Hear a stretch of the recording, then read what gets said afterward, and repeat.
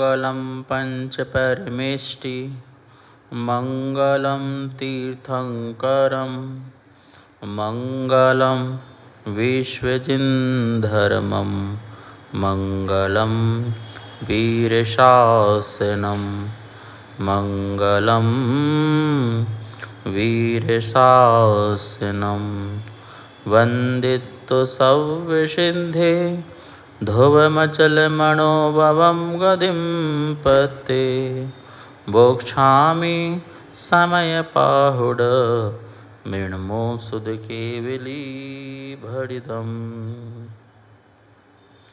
समयसार परम मंगलिक ग्रंथ है। आचार्य कुंद देव द्वारा ईसा पूर्व प्रथम शताब्दी में यह लिखा गया है। भगवान महावीर स्वामी की इसमें वाणी है। समय सार आत्मा का सार, ऐसा इसमें कहा जाएगा। 415 गाथाएं प्राकृत भाषा में हैं। शैली बहुत ही आध्यात्मिक शैली है, भेद विज्ञान की कला जिसमें बताया जा रहा है। 16 नंबर की गाथा जिसे अपन पढ़ रहे थे। दंसन नाण्य चरितानि सेवितव्वानि साहुनानि चम तानि पुनजानतिन्निवे अप्पानां चेवणे छयदो। जो आत्मा निश्चय से तीनों को ही, सम्यक दर्शन, सम्यक ज्ञान, सम्यक चारित्र को, तीनों को ही सेवन करता है, वही सही आत्मा का अनुभव कर पाता है। ठीक है ना। मेचक और अमेचक ऐसे दो शब्द आए हुए हैं। मेचक परिणाम और अमेचक परिणाम। मेचक परिणाम में लेना है शुभ अशुभ परिणाम, और अमेचक में शुद्ध परिणाम। मतलब मेचक मतलब मलिनता का भाव, और अमेचक मतलब निर्मलता का भाव। तीनों की जो एकता है वो अमेचक परिणाम है। अमेचक शुद्ध दशा, शुद्ध परिणाम या शुद्ध परिणति जब जीव की होती है, वो कब होती है? जब वह एक साथ ही श्रद्धा, ज्ञान और चारित्र का अनुभव करता है, तब उसको इस प्रकार के परिणाम उत्पन्न हुआ करते हैं। मेचक परिणाम जो शुभ अशुभ परिणाम हैं, वो नियम से पराधीन परिणाम हैं, और पराधीन जब परिणाम रहेंगे तो उस समय विशुद्धि नहीं रहेगी, रागानुभूति रहेगी, कषायानुभूति रहेगी, उस समय शुद्ध अनुभूति नहीं रहेगी। ऐसा नहीं है कि राग दशा में धर्म नहीं होता है, होता है। यदि राग दशा में धर्म ना हो तो सम्यक दर्शन भी ना हो, सम्यक ज्ञान भी ना हो, सम्यक चारित्र भी ना हो, व्यवहार रत्नत्रय भी ना हो। ये निश्चित है, मोक्ष मार्ग का रास्ता एक है, और वो निश्चय है मोक्ष मार्ग का। लेकिन उस मोक्ष मार्ग के रास्ते तक जाने के लिए भी एक रास्ता है जो व्यवहार मोक्ष मार्ग है। उस व्यवहार मोक्ष मार्ग के बिना आप जो है निश्चय मोक्ष मार्ग में भी नहीं जा सकते हो। जैसे आप अपने घर में हो और घर से आपको यात्रा करनी है, तो बीच का जो रास्ता है वो आपका कौन सा रास्ता है? व्यवहार मोक्ष मार्ग। कब तक? जब तक आप मेन सड़क में नहीं आए। आप अपने घर में गली से आ रहे हो, अंदर के रास्ते से आ रहे हो, लेकिन जब आप हाईवे में आ गए, अब हाईवे में आ गए तो आपको निश्चय रत्नत्रय का मोक्ष मार्ग चल रहा है। ठीक है ना। लेकिन उस मार्ग तक आने के लिए आपको व्यवहार मार्ग का अवलंबन लेना पड़ा। तो व्यवहार मार्ग कुछ नहीं है, ऐसी एक दृष्टि है निश्चय की अपेक्षा। लेकिन व्यवहार मार्ग भी मार्ग है, उसकी भी अपनी उपयोगिता है व्यवहार की अपेक्षा। ठीक है ना। निश्चय होने पर व्यवहार छूट जाता है। निश्चय होने पर व्यवहार छूट जाता है। व्यवहार रहने पर व्यवहार तो रहते ही है, लेकिन व्यवहार के रहते रहते व्यवहार की दशा को छोड़कर के निश्चय में जाया जा सकता है, ठीक है ना। पर निश्चय में कोई व्यवहार नहीं है। अमेचक में मेचक परिणाम नहीं है। निर्मल जब परिणति चल रही है तो वहाँ पर अनिर्मल परिणाम नहीं है, शुभाशुभ रूप परिणाम नहीं है। यद्यपि 8वें 9वें 10वें गुण स्थान में भी मोहिनी कर्म है, मोहिनी कर्म है, संजलन कषाय का उदय है, लेकिन वो संजलन कषाय का उदय होते हुए भी उसमें उसका टिकाव नहीं है, टिकाव नहीं है। परिणाम पूरे झुके हुए हैं अमेचक परिणाम में, एक स्वभाव में। मेचक तो अनेक स्वभाव हो गया। अनेक स्वभाव में न जाकर के एक स्वभाव की ओर आत्मा पूरी झुकी हुई है, इसलिए वो परिणाम उपयोग में नहीं आ रहा है मेचक का। यहाँ पर एक कितनी सुंदर बात कही है कि तीनों को निश्चय से एक आत्मा जान। सम्यक दर्शन कोई अलग, सम्यक ज्ञान कोई अलग, सम्यक चारित्र कोई अलग, ऐसा नहीं है। बोले तीनों को तो एक जान। लड्डू को तो एक जान। लड्डू में घी अलग है, बेसन अलग है, ये अलग है, फिर तो वो बेसन है, फिर तो वो घी है, ठीक है ना। लेकिन लड्डू मतलब सब एक, अखंड रूप से। ऐसे ही निश्चय से जो आत्मा तीनों एक हैं, एक आत्मा हैं, कोई भिन्न भिन्न चीज़ें नहीं हैं। और ऐसा साहुना साधु नित्यम नित्य ही सेवित वाणी सेवन करते हैं। आई बात समझ में? कौन सेवन करता है? कौन सेवन करता है? निश्चय रत्नात्रय का सेवन कौन करता है? भैया कुंद कुंद स्वामी का फरमान सुन लीजिए। ये कुंद कुंद स्वामी कह रहे हैं, हम नहीं कह रहे। और कुंद कुंद भी क्यों कह रहे हैं? क्योंकि महावीर स्वामी ने कहा है। और महावीर स्वामी भी क्यों कह रहे हैं? क्योंकि केवल ज्ञान में ऐसा ही दिखा है। केवल ज्ञान में ऐसा ही दिख रहा है कि भैया रत्नात्रय का सेवन तो मुनिराज ही करते दिखाई दे रहे हैं और कोई नहीं। रत्नात्रय के सेवन कैसे करना चाहिए इसके लिए तो सभी कर सकते हैं। रत्नात्रय का सेवन कैसे करें इसकी चर्चा तो सभी कर सकते हैं, लेकिन निश्चय रत्नात्रय का सेवन तो साहुना नित्यम साधु नित्य ही कर रहे हैं।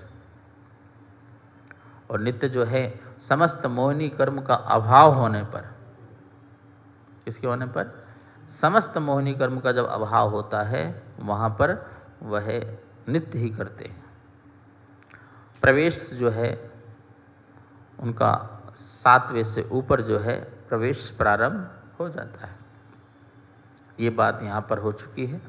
अपन जो है 17 नंबर और 18 नंबर का जो है श्लोक है, गाथा है, इसको पढ़ेंगे। उदाहरण के माध्यम से समझाया गया है।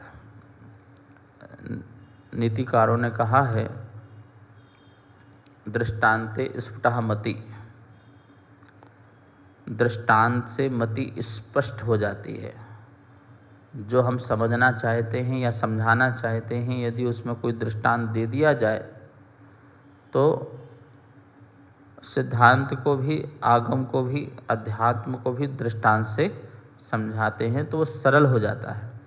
कुंद कुंद स्वामी ने भी इस आत्मा की चर्चा को बीच बीच में दृष्टांतों के माध्यम से समझाने का प्रयास किया है। लगभग पूरे समय सार में 80 दृष्टांत हैं। 80 दृष्टांत है। उसके माध्यम से आत्मा की जो विशेषता है वो हमें ज्ञात होती है। 17 नंबर 18 नंबर जो गाथा है उसका एक साथ जो है उच्चारण यहाँ पर होगा। जह नाम कोवि पुरुषो रायाणम जानिदून सद्दहदी तो तम अनुचरदी पुड़ो अथत्थियो पयत्तेन एवं ही जीवराया नादब्बो तहया सद्दहदब्बो अनुचरिदब्बो या पुनो सोचेव दुमोक्ष कामेण जह नाम को विपुरुषो रायाणम जानिदून सदहदी तो तम अनुचरदि पुनो अथत्थियोपयत्तेन एवं ही जीवराया नादव्वो तहया सद्दहदव्वो अनुचरिदव्वो यपुनो सोचेव दुमोक्ष कामेण। एक ही शब्द का अर्थ देखिए। जह जिस प्रकार कोई अथत्थियो धन का अर्थी पुरुष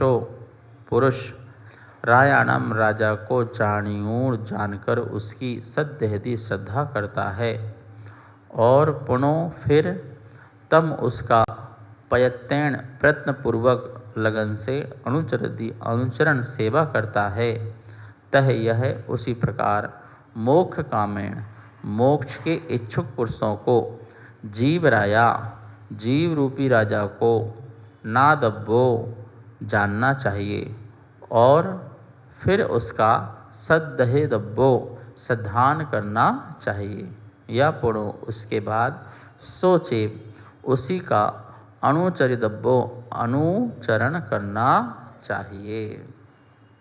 दृष्टांत और दृष्टांत दोनों इसमें हैं। पहले गाथा में दृष्टांत है और दूसरी में दृष्टांत।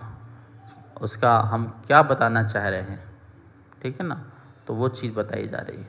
ये दीपक है, जगमगाता हुआ प्रकाशमान है, ये हुआ दृष्टांत। और दृष्टांत ऐसे ही हमारी आत्मा विज्ञान रूपी प्रकाश से प्रकाशित है, ये दृष्टांत हुआ। समझ में आया ना। तो इसी प्रकार से यहाँ पर कह रहे हैं जह नाम को भी पुरुष, जैसे कोई पुरुष रायाणम राजा को जानी दून जान करके सद्दहदी सद्धान करता है। किसको जान करके?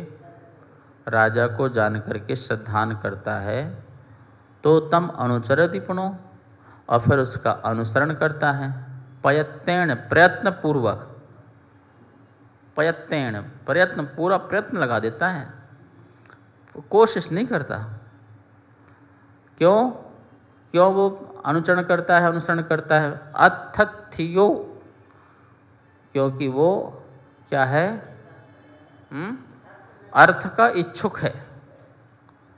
वो क्या है? अर्थ मतलब धन संपत्ति, वो उसका इच्छुक है। वो पैसा चाहता है, धन चाहता है। तो बोले धन किससे मिलेगा? सबसे पहले तो ये पता करो, तो ये राजा से बढ़कर और कौन हो सकता है? ठीक है, तो राजा कौन है? तो पहले राजा को जानो। अब ये राजा सब राजा थोड़ी है भाई। तो राजा के कोई विशेष चिन्ह होंगे। क्या चिन्ह होंगे? बढ़िया ड्रेस होगी, मुकुटधारी होगी, हाथी में सवार होगा, सिंहासन में बैठा होगा, न्याय कर रहा होगा, प्रजा के साथ बैठा होगा, अपने सभासद में, ठीक है ना। अनेक प्रकार के लक्षण है कि नहीं। यहाँ से बहुत सारी गाड़ी जा रही हों और तुम बोले मोदी की गाड़ी है, तो तुमने कैसे पहचाना मोदी की गाड़ी है? अरे कुछ तो होगी, मोदी की गाड़ी है, तो कैसे पता चला? उसके आने के पहले कितने सारे गाड़ियाँ निकल जाएंगी, हॉर्न निकल जाएंगे, फिर ब्लैक कमांडो गाड़ी, फिर कितनी सारी ब्लैक कमांडो के बीच में फिर उसकी गाड़ी। अरे भैया मोदी इसी में है। तुमने उसकी पहचान किससे की? उसके बाहर के आडंबर से। तो राजा की पहचान भी कैसे करोगे? उसके बाहरी वेशभूषा से, उसके उठने बैठने से, उसके चिन्ह से, ठीक है ना। तो चिन्ह से लक्षित किया कि ये राजा है। जह नाम को भी पुरुषो रायाणाम जानी दूण, जैसे कोई पुरुष रायाणाम जानी दूण, राजा को जानी दूण जान करके सद्देहदी सधान करता, ओहो ये राजा है, ठीक है ना। उसके पहले श्रद्धान नहीं कर सकता, वो बिना जाने श्रद्धान नहीं कर सकता है, जानने के बाद ही श्रद्धान हो सकता है। अभी बात यहाँ पर निश्चय की चल रही है, इसलिए उदाहरण दिया है, क्योंकि पीछे की जो गाथा है उसकी पुष्टि करने के लिए। कहीं आप लड़ने न बैठ जाओ, महाराज जी दर्शन पहले होता है, फिर ज्ञान बाद में होता है, और चारित्र फिर बाद में होता है, और आप यहाँ कैसे कह रहे हो कि पहले तो जानो और फिर श्रद्धान करो। अभी सब समझाएंगे, कहाँ कैसे लगाना है उसको भी बताएंगे। अभी तो ये जानो कि वो राजा का चिन्ह, राजा का चिन्ह देखो, मुकुट पहना कि नहीं पहना वो, सिंहासन में बैठा है कि नहीं बैठा है, सभासद लगी है कि नहीं लगी है, हाँ भैया कन्फर्म राजा, माल तो इसी के पास है, ठीक है ना। अच्छा, कौन व्यक्ति ऐसा है जो मोदी का पीए नहीं बनना चाहता? बोलो। पीएस नहीं बनना चाहता, पर्सनल सेक्रेटरी नहीं बनना चाहता? मिल जाए तो कमाल ही हो जाए ना, उससे क्या, फिर तो पूरा काम ही हो जाएगा अपना, सारा भारत ही अपना है, ठीक है ना। ऐसे ही वो व्यक्ति सोचता है कि मैं इसका पीएस बनूं, किसका? राजा का। ये राजा है पक्का है, और इससे अपनी दोस्ती तो अपना काम। तो बोले पहले जैसे कोई पुरुष यह राजा है ऐसा ज्ञान में बिठाता है, ज्ञान में कन्फर्म करता है कि ये राजा पक्का है, और फिर सद्देदी श्रद्धान करता है कि ओहो श्रद्धा बैठ गई ना, ठीक है ना। और तम अनुचरदी, तम अनुचरदी, उसका क्या करता है? अनुसरण करता है। राजा को क्या पसंद है, राजा को कैसा सुनना पसंद है, राजा को कैसा खाना पसंद है, तो वो उसके पसंद के अनुसार, मतलब उसकी आज्ञा में रहना, उसके अनुसार चलना, जब बुलाए तब जाना, जब बोले जाओ तब चले जाना, मतलब जैसा राजा चाहता है वैसे ही राजा के अनुसार। अब राजा तक पहुंचना है तो क्या करोगे? पहले उसकी पसंद नापसंद पता करो, ठीक है ना। और जो उसकी पसंद वाली हो, जो कुछ भी हो, ड्रेस हो, फल हो, फ्रूट्स हो, जो कुछ भी लाके भेंट क्या करोगे? अरे वाह तू आम लेके आया, खुश हो गया, दोस्ती हो गई, ठीक है ना। तो कोई ऐसी चीज़ जिससे वो, तो उसका सुनना, उसकी आज्ञा में रहना, उसका अनुसरण करना, तम अनुचरण दी। और कैसे करता है? पयत्तेण, प्रतीक पयत्तेण, प्रयत्न पूर्वक। ऐसे नहीं कि एक दिन गया भैया अब तो मेले हम नहीं जा रहे भैया, हमने बहुत चक्कर लगा, एक तो चक्कर लगाए थक गए, नहीं मिल रहा, नहीं नहीं नहीं, पयत्तेण, जब तक मिल ना जाए, जब तक गोल अपना पूरा ना हो जाए, टारगेट बिल्कुल पूरा ना हो जाए, तब तक हारना बिल्कुल भी नहीं है महाराज जी, पूरा प्रयत्न करना है। पयत्तेण, प्रयत्न पूर्वक। कितने पूर्वक? हाँ, प्रयत्न समझ में आता है ना। बिल्कुल तत्पर, तैनात, सिपाही की तरह तैनात, चौकन्ने। दुश्मन कभी भी हावी हो सकता है, चौकन्ने रहना, कोई कसाई तुम पर हावी ना होने दे, बिल्कुल प्रयत्न, जब तक मोक्ष ना मिल जाए। जैसे वो धनार्थी प्रयत्न पूर्वक अनुसरण करता है, एक पल भी चूकता नहीं है, ऐसे कह रहे हैं मोक्षार्थी क्या करे? एवं ही जीव राया, ऐसे ही जीव राजा को ना दब्बो जान करके। देखो वहाँ धनार्थी, यहाँ मोक्षार्थी, ठीक है। वहाँ पर राजा और यहाँ पर जीव राजा। चाची, वहाँ पर राजा और यहाँ पर जीव राजा। ये राजा है और ये जीव है, दो है, ठीक है ना। अब राजा से हमें क्या चाहिए? धन। तो फिर राजा कन्फर्म किया है, राजा है, श्रद्धान किया, इसे क्या क्या पसंद है, उसकी आज्ञा में, उसके अनुसार, उसके अनुशासन में चले तो क्या हुआ? राजा से धन मिला प्रयत्न पूर्वक। और ये अब जीव राजा है। तो इस जीव राजा है तो पहले जानो जीव राजा है कि नहीं है। जीव राजा है, पहचानो ये जीव है कि नहीं। तो जीव के कुछ चिन्ह होंगे ना, उस चिन्ह से पहचानो कि जीव राजा है, ठीक है ना। तो जीव का स्वरूप जानो। को हम, मैं कौन हूँ, किद्रुगुणः, क्या मेरे गुण हैं, किम प्राप्यः, क्या प्राप्त करना है मुझे, किम निमित्त कहा, किस निमित्त से मैं यहाँ पर संसार में आया हूँ, मैं क्या हूँ, मैं कैसा हूँ, मैं कहाँ हूँ और मैं क्यों हूँ। ये सारे क्वेश्चन खड़े करो अपने में और उस प्रकार से जीव के स्वरूप को जानो। तो जीव क्या है? चैतन्य है, जो जानता है, जो देखता है, जानरहार वाला जीव है। अचेतन जीव नहीं है, आँख नाक कान जीव नहीं है, रूप रस गंध जीव नहीं है। इनमें ज्ञान शून्य वस्तु है। मेरी आत्मा ज्ञान शून्य नहीं है। ये जितना भी मुझे आँख नाक कान से, पांच इंद्रिय से जो कुछ भी अनुभव में आ रहा है वो सब ज्ञान शून्य है। मेरे कान में आके जो शब्द टकरा रहे हैं वो भी ज्ञान शून्य है। मैं आँखों से हरा पीला नीला जो दिखाई दे रहा है, पंचरंग और अनंत रंग दिखाई दे रहे हैं, वो सब भी कैसे हैं? ज्ञान शून्य है। मेरी घ्राण इंद्रिय से जो कुछ भी सुगंध दुर्गंध मुझे पता चल रहा है वो सुगंध दुर्गंध भी कैसा है? ज्ञान शून्य है। जो कुछ भी मैं अपने हाथ आदि से स्पर्श करके, कुछ भी स्पर्श करके जान रहा हूँ, हल्का भारी रूखा चकना ठंडा गरम, ये सब जो है कैसे हैं? वो ज्ञान शून्य है। हाँ, इन सब के का जो ज्ञान मुझे हो रहा है, इन सब का जो ज्ञान मुझे हो रहा है वो कौन है? वो मैं हूँ। वो कौन है? वो जीव है। ऐसे जीव राजा पहले जानो, जानी दूर जान करके, ना दब्बो जान करके, ज्ञातव्य उसको जान करके।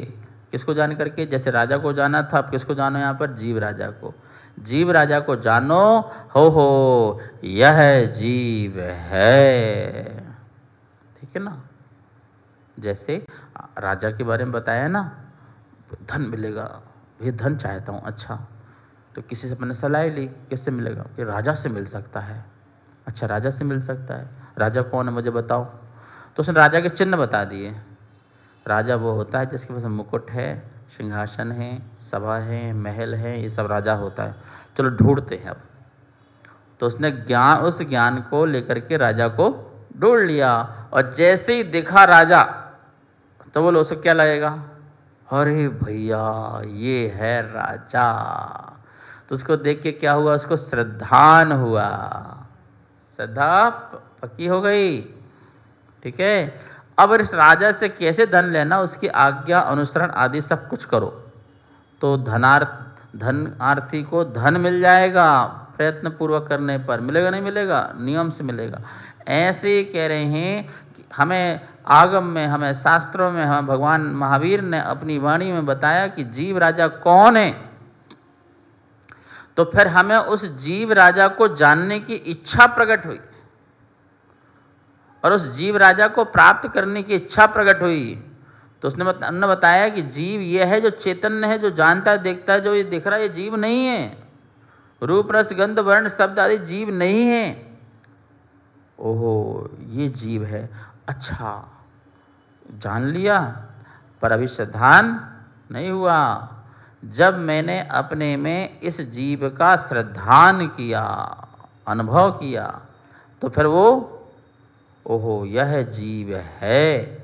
अब उसको प्रकट करने के लिए, पूर्ण रूप से उसके स्वरूप को प्रकट करने के लिए, पूर्ण स्वरूप को प्रकट करने के, अभी हमने जीव जाना, तो जीव कैसा, ज्ञायक स्वभाव जो है वो जीव है।